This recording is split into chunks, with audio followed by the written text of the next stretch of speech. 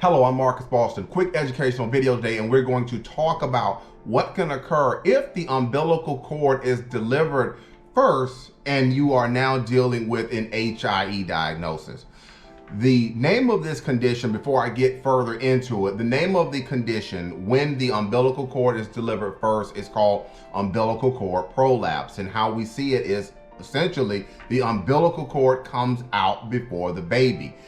What we normally see during labor and delivery is when the baby is coming through the birth canal, usually the baby comes out head first. But what can happen is in some cases, the umbilical cord will be delivered before the baby. And we can then have umbilical cord compression because the baby is coming out first, or the baby is coming out head first, I should say. And if the umbilical cord gets restricted in any way, you can now have issues for the child. You can have a reduced level of blood and oxygen getting to the baby, which can lead to a brain injury. Now, that reduced level of blood and oxygen, that's another condition, and that condition is called, in this context, we're gonna deal with it with a reduced level of blood and oxygen. That can be called hypoxic ischemic encephalopathy, or HIE.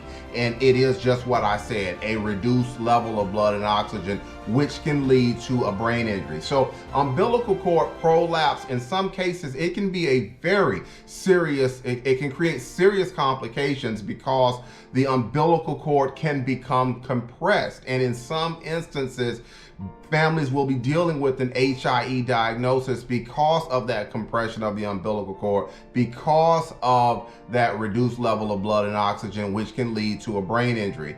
Now, when we are investigating these cases for families, what we're looking at is what did the doctors and nurses, what did they do when this situation presented itself? Did they properly diagnose it? Did they pay attention to what was going on the electronic fetal heart monitor? What types of things did they do to try to help mom and the baby out? Because you can have problems is when the baby is in fetal distress and that fetal distress is not properly diagnosed and treated, and it can lead to a brain injury. So the purpose of today's educational video is to help you understand some of the areas of analysis when we're dealing with umbilical cord prolapse and the baby has a subsequent HIE diagnosis.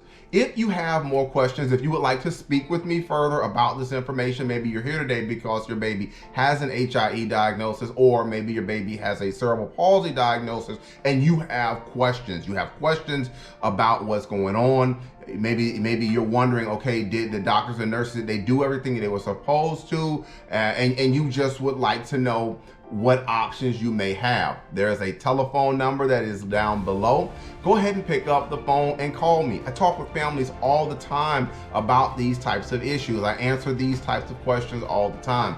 HIE, what we discussed in today's video, cerebral palsy or CP, MAS, brachial plexus injuries. I speak with families all the time about this process. All right, one more thing before I leave, I want to make sure that you understand I practice law here in the state of Maryland. And if you call me and you are not in Maryland, because this video is on the internet and it's on the internet, if you are not in Maryland, you have to understand if this is something that we think we can assist you with, we have to use co-counsel or local counsel, an attorney in your state, to help with the case. So I just want to make sure that you understand that co-counsel aspect of things.